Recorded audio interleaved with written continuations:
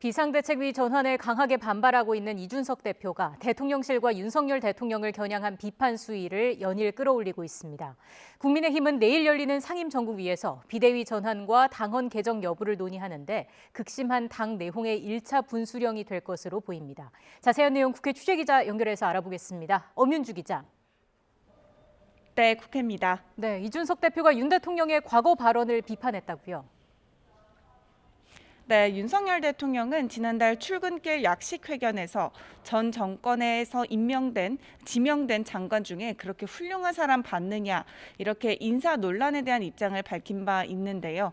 이 발언을 끌어와 이준석 대표는 나와서는 안 되는 발언이었다고 날을 세웠습니다. 이어 당시 박민영 대변인이 이를 지적한 게 지금의 이준석 대표의 징계를 이끌었다는 한 언론사 논평에 대해 눈을 의심하게 하는 증언이다. 상당히 유감이다라고도 덧붙였습니다.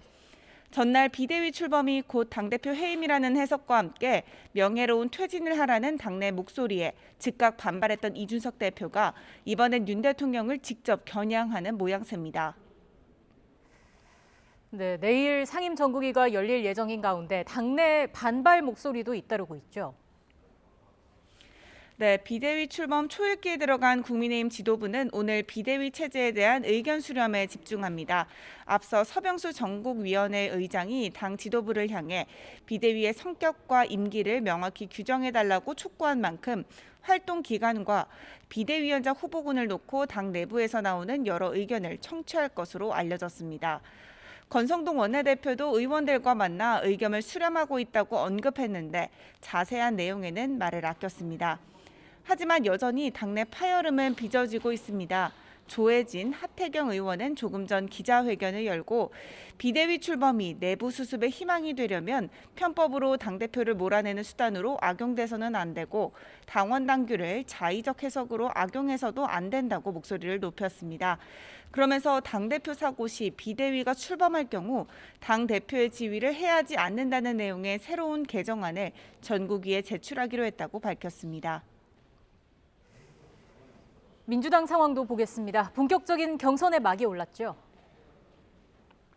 네, 오늘은 강원과 대구, 경북 ARS 투표와 제주, 인천 온라인 투표가 시작됩니다. 당권 주자들도 일제히 표심 공략을 이어갔는데요. 이재명 의원은 제주 4.3 평화공원을 참배하고 제주 당원들과 지지자들을 만난 뒤 경남과 울산에서 지지를 호소합니다. 박용진 의원은 방송 출연과 언론 인터뷰를 통해 정견을 밝히고 강훈식 의원은 제주에서 4.3 평화공원을 참배한 뒤 청년 핵심 당원들과 간담회를 열고 지역 기자들을 만납니다. 이른바 어대류 기류가 지배적인 상황에서 사실상 97세대의 단일화는 여전히 견해차를 좁히지 못하고 있어서 사실상 무산된 게 아니냐는 관측도 나옵니다.